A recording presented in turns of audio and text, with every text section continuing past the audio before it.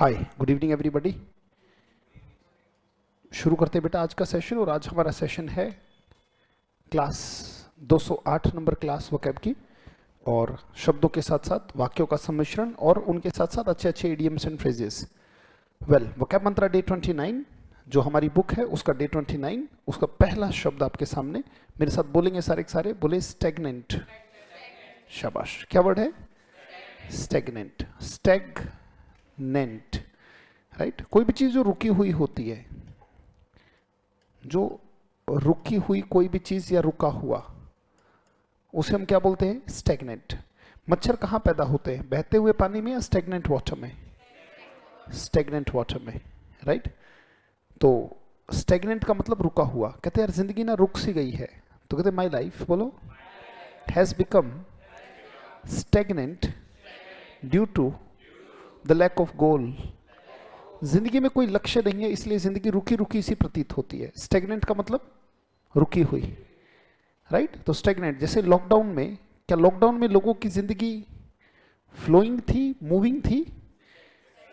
जब लॉकडाउन लगा हुआ था, मान लीजिए कोविड-19 के दौरान जब लॉकडाउन लगा, तो क्या लोग जहां चाहे वहां मूव कर पा रहे थे, जहां चाहे वहां फ्लो कर पा रहे थे, या फिर अपने अपने घरों में बंद थे? तो वाक्य बोलो बेटा। बोले during the lockdown the life became stagnant, यानी कि रुकी हुई जिंदगी हो गई थी, एक ही एरिया में वहीं पे रुका हुआ। That is called stagnant. जो स्टैग्नेंट थॉट्स होते हैं वो रचनात्मक नहीं होते। इसका मतलब क्रिएटिविटी खत्म हो जाती है अगर व्यक्ति स्टैग्नेंट हो जाए, अंदर की सृजन की क्षमता खत्म हो जाए। बोले स्टिल, मोशनलेस, क्वाइट। क्वाइट का मतलब शांत है। जैसे कहा जाता है कि भाई व्यक्ति ने जितने भी इन्वेंशंस की वो कहीं ना कहीं किसकी? कहीं ना कहीं व्यक्ति के विचारों की विचरण ही है।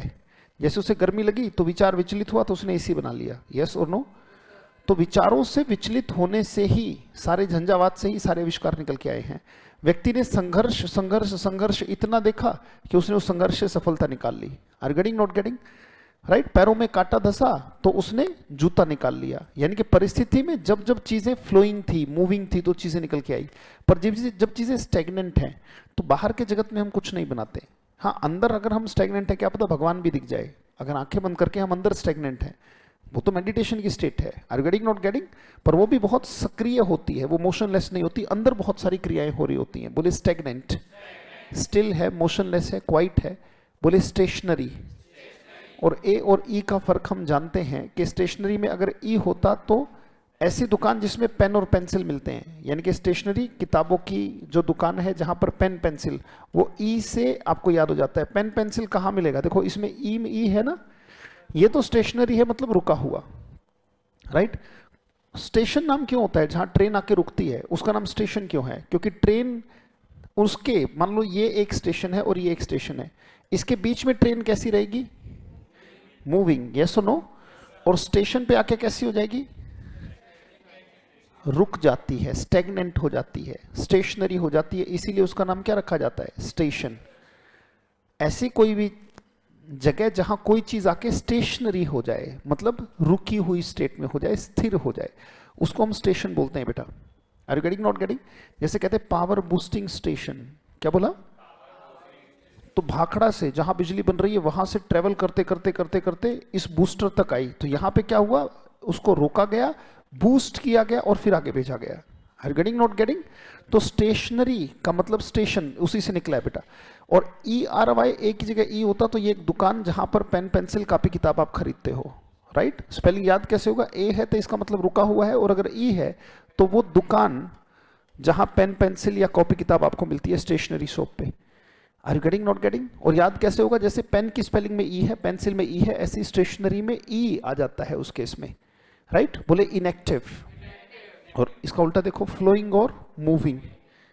फ्लोइंग और मूविंग। जरा वाक्य देखते हैं। बोले इंडियन इकोनॉमी रिमेन्ड स्टैग्नेंट। भारतीय अर्थव्यवस्था कैसी रही? रुकी रही, उसकी कोई ग्रोथ नहीं हुई।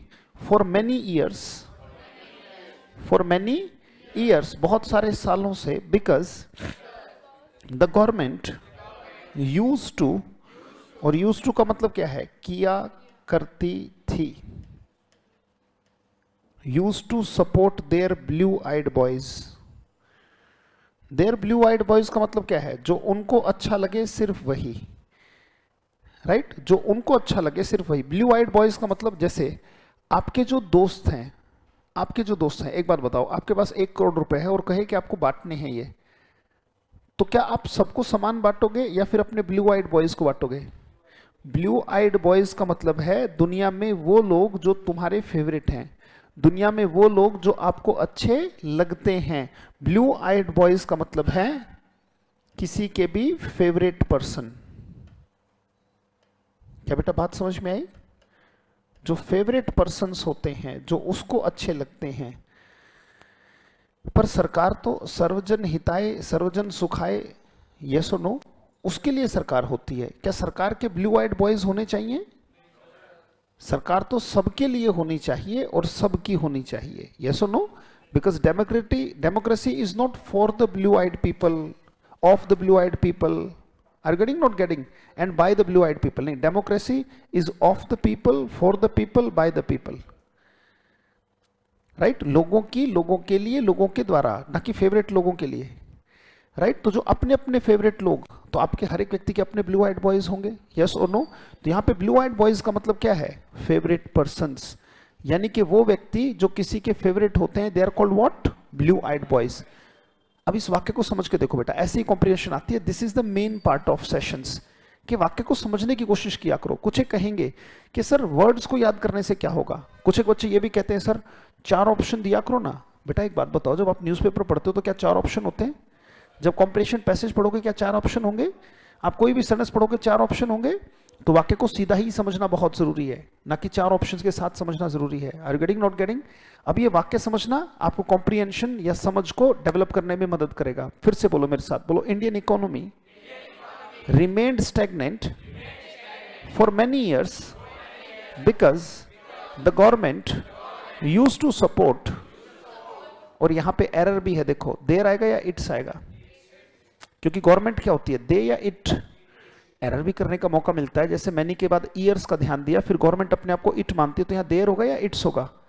इट्स ब्लू आइड बॉयज, क्योंकि government is, government has, government was, वो अपने आप को इट मानती है, दे नहीं मानती। तो गवर्नमेंट अपने फेवरेट लोगों को ही सपोर्ट किया करती थी। Are you getting not getting? जैसे अभी मान लीजिए तत्कालीन सरकार में लोग अडानी, अंबानी, इनका नाम लेते हैं, ऐसे ही कांग्रेस के अपने ब्लू आइड बॉयज थे, राइट कि भाई हिसार का एक जिंदल फैमिली है, या ऐसे तमाम जो नाम उछलते हैं। तो ये कहती है गवर्नमेंट के लिए क्या है? These are blue eyed boys, यानी कि अपने अपने फेवरेट जिनको आप समर्थन देते हो। एक तरीके का भाई भतीजावाद, पर भाई भतीजावाद तो रिश्ते हो गए, वो तो रिश्तों में होता है। जहां रिश्ते नहीं है वहां पर भी अगर फेवर किया जाए तो वो व्यक्ति क्या होते हैं? Blue eyed boys. बोलो बेटा बात समझ में आई? नेक्स्ट एक वर्ड हमने किया, पहला वर्ड क्या किया? बोलो स्टैग्नेंट। फिर से बोलो, शाबाश। नेक्स्ट वर्ड देखते हैं हमारे पास क्या आ रहा है। स्टैग्नेंट के बाद अगला वर्ड है बेटा, बोलो स्वार्थी। दी, दी, स्वार्थी नहीं बेटा, स्वार्थी। क्या बोलेंगे? स्वर दी। ये हो गया स, ये हो गया वॉर, और ये हो गया दी। बोलो स्वार्थी।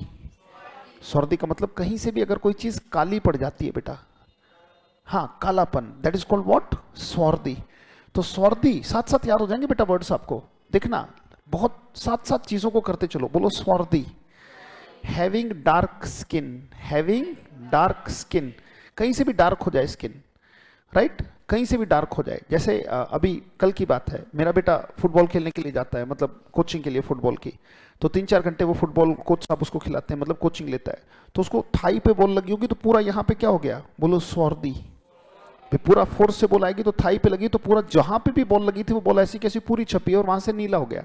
तो नीला हो गया इसका मतलब क्या है? तो वहां से स्किन कैसी हो गई? हैविंग डार्क कलर, यानी कि ऐसी कोई चीज जो डार्क कलर में हो उसको स्वार्थी कहते हैं। बोलो ब्लैक, है ना, ब्लैक और ब्लू हो जाती है स्किन, यस और नो? बोले डीप कलर, बड़ा गहरा और काला कलर जब हो जाए उसको स्वार्थी बोलते हैं। बोलो बेटा बात समझ के नहीं आई? बिल्कुल सही, बोले स्वार्थी। अगला देखो, व्हाइट है, लाइट कलर, हल्का कलर या फिर व्हाइट, हल्का कलर या फिर व्हाइट। जैसे कुछ लोगों को स्वार्थी कलर पसंद है और कुछ को लाइट कलर्स पसंद होते हैं। Are you getting not getting? यहां पे वाक्य देखो बड़े ध्यान से, इसमें कुछ वर्ड्स आ रहे हैं। एक तो हो रहा है ड्रॉपिंग नेम्स, क्या होता है, राइट, नेम्स कर दो बेशक, ड्रॉपिंग नेम और नेम्स दोनों हो सकता है। डोंट एक वर्ड है बड़ा प्यारा, और यहां पे क्या है, सॉर्दी। ये तो कंफर्म हो गया, देखो पढ़ के देखो, टीचर मेड हिज चीक्स सॉर्दी, रेप्टाई मारा है बाय स्लैपिंग। अगर झापड़ मारा तो क्या हो गया, गाल, गाल कैसा हो गया, गाल काला पड़ गया। कहते टीचर ने चाटा मार के उसका गाल काला कर दिया, मतलब बिल्कुल निशान छाप दिया। बोले the teacher made his cheeks swarthy, swarthy माने क्या, बिल्कुल डार्क ब्लैक। कहते टीचर ने उसका एक गाल जो है बिल्कुल क्या कर दिए, काले कर दिए। बोले बाय स्लैपिंग, मतलब रैप्टे मार मार के उसका थोबड़ा कैसा कर दिया, काला कर दिया। Are getting not getting? कहते चाटे मार के उसके जो गाल है वो बिल्कुल नीले कर दिए, यानी कि सॉर्दी कर दिए। बिकॉज बोलो he was dropping names to daunt him. अभी अभी 2-3 सेशन पहले डोंट वर्ड आया था। डोंट का मतलब क्या होता है, वेरी गुड, शाबाश, देखा जो पढ़ा हुआ है वो याद रहता है। डराना, टीचर को डराने के लिए ये जो बच्चा था, ही was dropping names. Dropping names का मतलब पता है क्या है, तुम जानते नहीं हो, तुम जानते नहीं हो मैं कौन हूं, वो फलाना है ना, फलाना, वो बदमाश, वो बिल्कुल मेरा खास है, उड़वा दूंगा। मतलब जब टीचर के सामने आप ऐसे करोगे, कोई रियल का शिक्षक होगा बेटा, वो तो उड़ाएगा बाद में, तुझे जो करना है तू करेगा, अभी वर्तमान क्षण में जो हो सकता है वो हम कर लेते हैं पहले। Are getting not getting? Dropping names का मतलब होता है जब कोई व्यक्ति अपने कनेक्शन किसी बड़े आदमी से बताता है। यानी कि ड्रॉप नेम्स का मतलब क्या लिखोगे, शोइंग हाई कनेक्शंस। बेटा बात समझ में आ रही है? शोइंग हाई कनेक्शंस का मतलब समझ में आ रहा हो? यानी कि वो व्यक्ति ये दिखा रहा है कि उसकी जान पहचान, कहते तुम जानते नहीं हो मेरी पहुंच कहां तक है, मैं फलाने को जानता हूं, फलाने को जानता हूं, अशोक गहलोत, अरे कल ही तो आए थे चाय पे, राइट, और सोनिया गांधी से, उनसे तो बिल्कुल एक जैसा रिश्ता है हमारा, ना वो हमारे घर आती है ना हम उनके घर जाते हैं। मतलब आर गेटिंग नॉट गेटिंग? तो ये सब क्या है, ड्रॉपिंग नेम्स होता ना, कोई आपने देखे होंगे बैठेंगे, अरे नहीं भाई सब काम हो जाएगा, आप टेंशन क्यों ले रहे हो, अपनी बड़ी जान पहचान है, ये है वो है, फलाना है ढिमकाना है। अच्छा चाहे गली का कुत्ता ना जानता हो, राइट, पर फिर भी क्या कहते हैं, अच्छा जैसे गली का कुत्ता ना जानता हो उसे इंग्लिश में क्या कहोगे,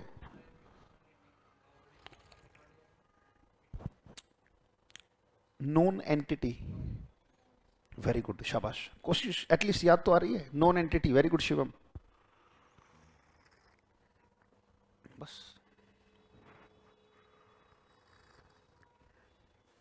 चाय खत्म हो जाए फिर करते हैं, रुको, आप भी रुको, रुको जरा। वो क्या था, मैंने इंग्लिश बताई थी रुको जरा की, रुको जरा सब्र करो, उसकी इंग्लिश बताई थी पिछले सेशन में, बताओ क्या था, जल्दी बताओ, रुको जरा सब्र करो, उसकी इंग्लिश बताई थी मैंने पिछले सेशन में, क्या है, होल्ड योर हॉर्सेस। भूल गए, भुलक्कड़ कहीं के, सो फॉरगेटफुल ऑफ यू, बोलो। अब यहां पे बताओ, एक क्वेश्चन बन रहा है कि टीचर ने इसको रैप्टे क्यों मारे, क्योंकि टीचर को ही क्या कह रहा था, डरा रहा था, क्या करके,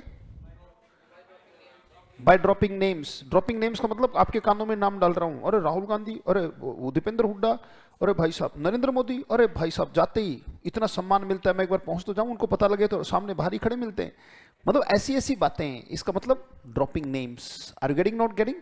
तो पब्लिसिटी प्राप्त करने के लिए जब आप किसी दूसरे व्यक्ति से अपना कनेक्शन जोड़ के बताते हो, this is called what, drop names, right. अब देखो ये वाक्य समझ में आ रहा है ना, उस समझ में आने को ही कॉम्प्रिहेंशन कहते हैं। अगर पल्ले ही नहीं पड़ेगा तो क्या समझोगे बेटा, दिमाग उन्नत होता है अच्छे शब्द और अच्छे वाक्यों को पढ़ने से। अब जरा पढ़ के देखो मेरे साथ, समझ में आएगा ना, चलो पढ़ते हैं, बोलो the teacher made his cheeks swarthy by slapping, यानी कि डार्क कर दिया, नीला डाल दिया, बिल्कुल नीले पीले काले कर दिए गाल, right, because he was dropping names to daunt him. अपने ही टीचर को डराने के लिए वो शोइंग हाई कनेक्शंस कर रहा था कि मेरी अप्रोच बहुत ज्यादा है, तुम जानते नहीं हो। Are getting not getting? Next बेटा, पहला वर्ड आपने क्या किया था बताओ, स्टैग्नेंट, दूसरा क्या किया, सॉर्दी, ये तीसरा आ गया बेटा, बोले वर्ड और, शाबाश, बोलो, बोला करो, बोलो वर्ड और, ये उच्चारण है, ये है वर, ये है ड्योर, और अप्लाई किया करो, राइट। जो भी नया वर्ड सीखा उसे सोचा करो, बोलो वर्ड्योर। इसका मतलब हरा भरा जो एरिया होता है वो वर्ड्योर एरिया होता है बेटा, हरा भरा, जो हरा भरा क्षेत्र है that is called verdure area, right. जैसे आप किसी भी पार्क में जाते हो, बड़े पार्क में, बहुत बड़ा पार्क है, तो वो पार्क कैसा होता है, वर्ड्योर पार्क। तभी तो कहलाते हैं कि भाई वो हरा भरा होता है, यस और नो। जैसे आप यहाँ पे मान लो नेहरू गार्डन में जाते हो तो 900 मीटर का ट्रैक है, पेड़ भी बड़े पुराने पुराने हैं, घास है, बाग बगीचा, यस और नो। तो वो क्या बेटा, बोलो वर्ड्योर। अधिकतर जो हरियाणा की और जो वेस्ट यूपी का जो एरिया है, ईस्ट यूपी का भी जो एरिया है, वो सारा एरिया कैसा है, बोलो वर्ड्योर। आप गाड़ी में जा रहे हो तो मतलब कई 100 किलोमीटर तक चले जाते हो, खेत ही खेत, पेड़ ही पेड़, हरियाली ही हरियाली, यस और नो, बोले वर्ड्योर। ग्रीननेस, ग्रासलैंड, पेस्चर, मेडो। बेटा ये जो पेस्चर और मेडो है ना, देखो ये हरे भरे तो होते हैं, पर इनकी एक खास बात है दोनों वर्ड्स की, इनको बोलते हैं चरागाह, यानी कि ऐसी जगह जो हरी भरी है और पशु चर सकते हैं, जो पशुओं के चरने की भूमि होती है ना। हर एक गांव में कुछ एरिया पशुओं के चरने का खाली छोड़ा जाता है, गांव चाहे कोई भी हो, ताकि जब बारिश हो तो वहां घास हो जाए और पशु चर के अपना पेट भर सकें। Are getting not getting? पशु हैं, रोज हैं, या और भी तमाम तरीके के जो जीव हैं जो चरते हैं, बकरी है, भेड़ है, उनको चराया जा सके। तो बेटा मेडो और पेस्चर का मतलब वन वर्ड सब्स्टिट्यूशन में आएगा, a place where cattle graze to fill their stomach, right. जहां पे पशु क्या करते हैं, चरते हैं अपने पेट को भरने के लिए, टू स्लेक देयर हंगर। तो और इसका उल्टा देखो, ये वर्ड हमने किया था, याद करो, एरिड क्या था, एरिड और बैरन याद है। तो एरिडिटी क्या है, सूखा ही तो है, और बैरन का मतलब क्या है बेटा, बंजर ही तो है, यस और नो। अच्छा वर्ड्योर का मतलब क्या है, हरा भरा, और इसका उल्टा, हरे भरे का उल्टा सूखा और बंजर ही तो होगा। अब सूखे बंजर में ऐसा तो होगा नहीं कि पशु चर ले, क्लियर के नॉट क्लियर। पत्थर तो वो खाएगी नहीं, खाएंगे तो घास ही। Are you getting not getting? बिल्कुल सही। अब देखो ध्यान से, वाक्य पढ़ के देखते हैं। बोले द डे, शाबाश, बड़े जज्बे और जोश के साथ पढ़ा करो। बोलो the day when are vicinity, vicinity क्या होता है, आसपास का एरिया, पास पड़ोस का जो एरिया है, जो पास पड़ोस का एरिया है, आसपास का एरिया है, सराउंडिंग्स हैं, बोले बिकम्स वर्ड्योर अगेन। कहते वो दिन जिस दिन हमारे पास पड़ोस में बिल्कुल हरियाली छा जाएगी दोबारा से। अगेन होने का मतलब कि पेड़ बहुत संख्या में कट गए हैं, यस और नो, राइट। पेड़ बहुत संख्या में कट गए हैं, बहुत संख्या में वृक्ष कट गए, जंगल कट गए, और अभी भी कट ही रहे हैं। कहते the day when our vicinity becomes verdure again, वो दिन जिस दिन हमारा पास पड़ोस फिर से हरा भरा हो जाएगा, will be a red letter day. Red letter day का मतलब होता है इंपॉर्टेंट डे। अच्छा नहीं बेटा, इंपॉर्टेंट। अब वो जरूरी नहीं है कि अच्छा हो, बस महत्वपूर्ण है, कैसे भी हो सकता है। Are getting not getting? अच्छा बुरा बढ़िया घटिया से लेना देना नहीं है, but it's very important day, right. It's the day of judgement, it's red letter day, यानी कि बहुत इंपॉर्टेंट, बड़ा महत्वपूर्ण दिवस, द मोस्ट इंपॉर्टेंट डे अभी तक का आपकी जिंदगी का, that's called red letter day, right. कहते हैं जिस दिन हमारे आसपास का एरिया फिर से हरा भरा हो जाएगा, ये बड़ा महत्वपूर्ण दिवस होगा, ये बहुत महत्वपूर्ण दिन होगा हमारी जिंदगी का। Are you getting not getting? अच्छा कौन सा होगा हमारे लिए बहुत महत्वपूर्ण दिन? जब हमारे आसपास की विसिनिटी कैसी हो जाएगी, वर्ड्योर। ऐसे बोला करो, हिंदी में भी इंग्लिश वर्ड्स इस्तेमाल किया करो। मान लो पूरा नहीं बोला, थोड़ा बोला कि जिस दिन अपनी विसिनिटी वर्ड्योर हो जाएगी, यार वो दिन ना बिल्कुल रेड लेटर डे होगा। अब देखो बेशक से पूरा नहीं बोला, बट यूज करने की कोशिश की उन शब्दों को। Are you getting not getting?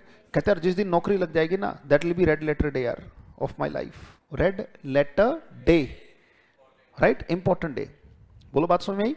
जैसे जो 15 अगस्त है वो छोटा मोटा दिन नहीं तो है, राइट। तो कैसा है, it's red letter day in Indian history, yes और नो? बिल्कुल सही। तो ये सारे रेड लेटर डे, एक बार मेरे साथ पूरा वाक्य बोलेंगे। बोले the day when our vicinity becomes verdure again will be a red letter day. क्या बात समझ में आई? अगले पर आते हैं। पहला वर्ड क्या था, स्टैग्नेंट। दूसरा क्या था, स्वार्थी। तीसरा क्या था, वर्ड्योर। चौथे पे आ गए। द फोर्थ इज, बोलो विजिलेंस। विजिलेंस का अपना डिपार्टमेंट भी तो होता है ना, सतर्कता विभाग। विजिलेंस का मतलब क्या है, सतर्कता। वॉचफुलनेस, केयर, कॉशन माने सावधानी, अटेंशन, अलर्टनेस, कितने अच्छे अच्छे शब्द हैं। सतर्कता या सावधानी, सावधानी हटी, कितने अच्छे फिल इन द ब्लैंक्स आपके, सबने बोला दुर्घटना घटी, राइट। तो सावधानी रखनी पड़ती है, विजिलेंस रखना पड़ता है, right. You have to keep vigilance, आपको ध्यान रखना पड़ता है, right. So vigilance, watchfulness, care, caution, attention और अलर्टनेस। केयरलेसनेस माने लापरवाही। वाक्य आ जाता है बेटा, a lot of vigilance is required to stop the mind from a bone to pick, a bone to pick, बिल्कुल। a bone to pick का मतलब क्या होता है बेटा, झगड़ा करने के जो कारण होते हैं, the cause of quarrel, find the cause for quarrel। अगर कोई व्यक्ति बहुत ज्यादा एग्रेसिव हो रहा है, बहुत ज्यादा एग्रेसिव हो रहा है, तो वो क्या करेगा, वो रीजन ढूंढेगा झगड़ा करने का। चाहे वो सब्जी में नमक के आधार पे ढूंढे, खाने के बाद पानी नहीं दिया, are you getting not getting, आज जीरा क्यों है, चाय बिना अदरक के कैसे बना दी, शादी भी कोई चाय होती है, मतलब आज उसे लड़ना है, तो इसका मतलब वो क्या कर रहा है, he is trying to find a bone to pick. Are you getting not getting. So a lot of vigilance is required to stop the mind, to stop the mind from a bone to pick. Bone to pick का मतलब क्या होता है, झगड़ा करने का कारण ढूंढना, झगड़े का कारण होता है बोन टू पिक। जैसे कश्मीर क्या है, a bone to pick between India and Pakistan, right. Arunachal Pradesh को चाइना बार बार किस में दिखाता है, चाइना अरुणाचल प्रदेश को किस में दिखाता है, चाइना कहता है कि ये हमारा है। जब चाइना ने अभी अभी G20 से पहले जो मैप इशू किया, उसमें अरुणाचल प्रदेश को कहां दिखाया, अपनी टेरिटरी में दिखाया कि अरुणाचल प्रदेश हमारा है, पूरा अरुणाचल प्रदेश कहता है हमारा है, राइट। यानी कि चाइना क्या चाहता है कि अरुणाचल प्रदेश क्या बन जाए, अ बोन टू पिक, यानी कि झगड़े का एक कारण बन जाए, झगड़े का एक विवाद बन जाए, क्या वो तो है ही। Arunachal Pradesh is a bone to pick between China and India, यानी कि cause of quarrel, bone of contention, apple of discord, are getting not getting, जिसे हम कहते हैं फसाद की जड़, झगड़े की वस्तु। एक बहुत सतर्कता चाहिए, बोले अ लॉट ऑफ विजिलेंस, बोलोगे नहीं तो समझ में नहीं आएगा, बोलो a lot of vigilance is required to stop the mind from a bone to pick. कहीं भी झगड़े की वस्तु को रोकने के लिए या झगड़े से रोकने के लिए मन में बड़ी शांति और सतर्कता चाहिए, ताकि वो झगड़ा ना करे, क्योंकि खोपड़े में आ गया तो करेगा ही करेगा। क्योंकि ये अनट्रेंड अगर है तो कितना भी, अगर कुत्ता पालतू भी बनाओगे ना तो उसे पट्टे में लेके घूमते हो आप, क्योंकि उसने अपना स्वभाव थोड़ी छोड़ा है। आप सोचते हो 10 दिन आपका मूड ठीक रहा, आपने किसी से झगड़ा नहीं किया, आपने सोचा कि अब तो मैं महात्मा हो गया, really you have to be vigilant every single time. 10 दिन से अगर आप अच्छे हो तो ये नहीं कि 11वें दिन भी आप अच्छे रहोगे। अच्छा रहना कोई क्वालिटी नहीं है, ये एक सतत एंड एवरी सेकंड का चयन है, सिलेक्शन है, योर एवरी सेकंड, राइट। किसी भी सेकंड, मान लो 10 साल से आप अच्छे हो, फिर एक दिन के लिए आप खराब हो जाओ, देखो जेल में जाओगे। नोबडी वुड आस्क कि आप 10 साल से अच्छे थे, बट एक दिन जो आपने घटिया कृत्य किया है उसके लिए जेल होगी कि नहीं होगी। क्या ये कोई एक्सक्यूज है कि नहीं नहीं मैं 10 साल से अच्छा था, उसके लिए रिवॉर्ड दे नहीं रहे यार, थे ठीक है वो अपने लिए थे, पर अगर तुमने गलत किया they will definitely punish you, punishment मिलती है ना बेटा। तो अच्छाई क्या है, एक सतत जीवन प्रवाह है, जो हर सेकंड आपका चयन है अच्छा होना। बाहर जाके कोई एक चीज बुरी करके देख लो, किसी एक कोई पकड़ पकड़ के पीट पीट के मार डालो, तो आप चाहे 20-22 साल से कितने भी अच्छे थे, nobody would count that. Are you getting not getting बेटा। तो अच्छा होना कोई ये नहीं है कि आपको 20 साल से अच्छे हो तो अच्छे नहीं, अगर एक छोटा सा पल बदल दे जीवन की परिभाषा, हो सकता है कि आज के बाद बुरे व्यक्ति की तरह आपको जाना जाए। वाई? क्योंकि उस क्षण के लिए आपका जो चयन है वो बहुत खराब था। बोलो बेटा बात समझ में आई कि नहीं आई? That is called bone to pick. तो विजिलेंस चाहिए, आपके मन पर ध्यान रखना होगा कि कहीं चोरी तो नहीं आ रही मन में, झूठ तो नहीं आ रहा, कहीं कोई लस्ट या कोई घटिया चीज तो मन में नहीं आ रही। You have to be vigilant, otherwise मन, मैंने कहा ना कुत्ता आपका कितना भी पालतू हो फिर भी पट्टे में लेके जाओ, क्योंकि अगर उसे खुला छोड़ा तो है तो कुत्ता ना, वो कुछ भी खा सकता है रोड पे पड़ी हुई चीज। Are you getting not getting? In the same way you have to be vigilant. इतना ओवर कॉन्फिडेंट अपने मन को लेके मत हो जाओ ये बहुत पुराना है और आदिवासी टाइम का है, जंगली स्वभाव है इसका। Are you getting, not getting? ये आज भी वैसा ही है। तो इसको ट्रेन करना होता है step by step, and you have to be what, vigilant. Yes और नो? चलिए नेक्स्ट बेटा, आगे बढ़ते हैं। अगला वर्ड है बेटा, बोलो एरोगेंट। इसका मतलब घमंडी होता है, बहुत ज्यादा जो घमंड से भरा हुआ हो। मुझे भी एक वर्ड याद आता है, बड़ा अच्छा शब्द है जो एग्जाम में बहुत आता है, स्नूटी। एक और वर्ड है जो होता है और इसमें नहीं लिखा हुआ, स्नोबिश। हॉटी लिखा हुआ है।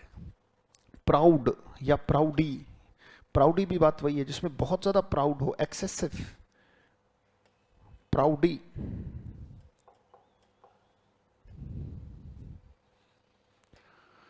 कंसिएटेड, बड़ा अच्छा शब्द है बेटा, कंसिएटेड। कन सी और इट लगा के उसमें ईडी लगा दिया, कंसिएटेड। कंसिएटेड का मतलब बहुत ज्यादा घमंडी। हम्बल और मोडेस्ट, मोडेस्ट का मतलब क्या होता है, डाउन टू अर्थ, जो जमीन से जुड़ा हुआ व्यक्ति होता है, घमंडी नहीं होता, एटीट्यूड नहीं होता उसमें, राइट। एरोगेंट, घमंडी स्वभाव वाला।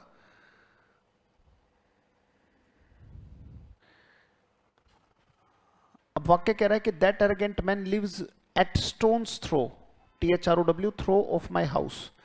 कहते वो जो घमंडी आदमी है ना, वो मेरे घर के बिल्कुल नजदीक रहता है। एट स्टोन्स थ्रो का मतलब होता है very near. That arrogant man lives at stone's throw. ऊपर कर लो बेटा, ये थोड़ा सा ऊपर करेंगे तो ये ऊपर आ जाएगा। लो जी, दैट एरोगेंट मैन, यानी कि जो घमंडी आदमी है, वो घमंडी आदमी रहता है एट स्टोन्स थ्रो। कभी भी ये आ जाए एट स्टोन्स थ्रो, यानी कि इतना नजदीक है कि अगर पत्थर भी उठा के फेंकेंगे तो वहीं जाके गिरेगा। अगर पत्थर उठा के फेंका, अब पत्थर उठा के पत्थर से कितनी दूरी जाती है, बहुत पास तक ही गिरेगा। तो कहते इतनी दूर के पत्थर उठाऊं तो वहीं पे जाके गिरेगा, इतना पास है। इसका मतलब जब भी ऐसा कुछ पूछा जाए, एग्जाम में बहुत बार पूछा गया और आप भी याद रखना, it means very near, it means very near. That arrogant man lives at stone's throw from my house, यानी कि वो जो घमंडी आदमी है वो मेरे घर के बिल्कुल पास रहता है। एट स्टोन्स थ्रो का मतलब क्या है, very near, very near, that's called at stone's throw. Arrogant का मतलब घमंडी होता है। कहते घमंड तो रावण का भी नहीं रहा, यानी कि रावण के लिए जो क्वालिटी दी जाती है वो अक्सर क्या दी जाती है कि ही वॉज एरोगेंट, ऐसा बोला जाता है। Are you getting, not getting? तो एरोगेंट का मतलब क्या है, घमंडी, haughty, proud, proudy, over confident, conceited. और डाउन टू अर्थ का मतलब हम्बल होता है। एक बार सारे के सारे सेंटेंसेस जो आपने किए वो एक बार करेंगे। Are you ready? Let's do बेटा। सारे सेंटेंस पढ़ते हैं। ये आगे पहला सेंटेंस बोलो मेरे साथ, बोलो Indian economy remained stagnant for many years because the government used to support their या its blue-eyed boys। मुझे बताओ blue-eyed boys क्या होता है, फेवरेट पर्सन। स्टैग्नेंट क्या होता है, बहुत अच्छे, बहुत बढ़िया। अगला सेंटेंस देखते हैं बेटा, वर्ड है बेटा, बोलो swarthy। बोलो the teacher made his cheeks swarthy by slapping because he was dropping name या names जो भी आपको हो, names to daunt him। daunt माने और drop names माने showing higher connections, कि भाई मुझे ये लोग जानते हैं। अगला वर्ड बेटा, वर्ड और से लेते हैं। बोले the day when our vicinity, vicinity माने आसपास का एरिया, becomes word और again will be a red letter day। Red letter day माने बहुत अच्छे, इंपॉर्टेंट डे। अगला वर्ड है बेटा, बोलो vigilance.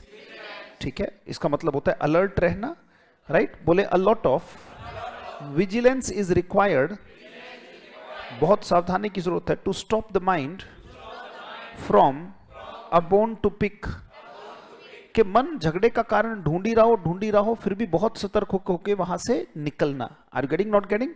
Next and last arrogant है। बोले that arrogant man lives at stone's throw from my house. Stone's throw क्या होता है बेटा, वेरी नियर। और एरोगेंट क्या होता है, घमंडी। तो चलिए आज के सेशन के लिए इतना ही, मिलते हैं आपसे अगली क्लास में। Keep noting, keep learning, keep revising. बहुत बहुत धन्यवाद, thank you, thanks a lot.